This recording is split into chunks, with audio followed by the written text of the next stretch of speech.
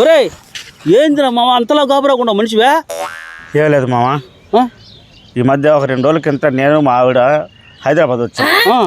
హైదరాబాద్ వచ్చిన తర్వాత railway station బయటకు వచ్చిన తర్వాత ఒక చిన్న మాట వచ్చి ఒక మాట అన్నాను రా. ఒరే మామ ఏమన్నావురా? ఏం లేదు మామ, ఒక చిన్న మాట అంతే అన్నది. ఆ మాట అన్నాను, ఇద్దరికి చిన్న మాట వచ్చింది.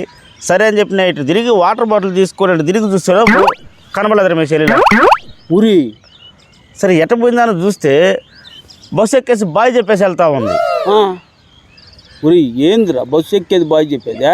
అదేందో మా నాకు మాత్రం ఏం తెలుసు, ఈ మధ్య ఆర్టీసీ బస్సులు ఫ్రీ అన్నారంట లేడీస్కి. ఆ దెబ్బతో ఆమెమో వెళ్ళింది బస్సు ఎక్కి ఫ్రీగా.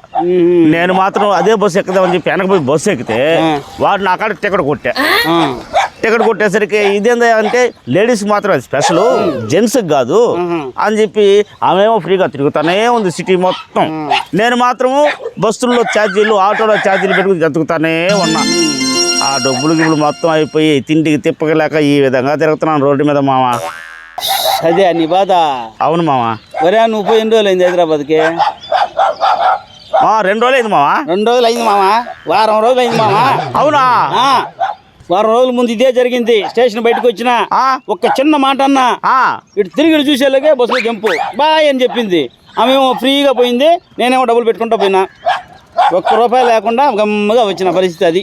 అయితే నేనే మేలు మామ నీకంటేనా? ఫ్రెండ్స్, దీన్ని బట్టి మీకేం అర్థమైంది? నీకేం అర్థమైంది?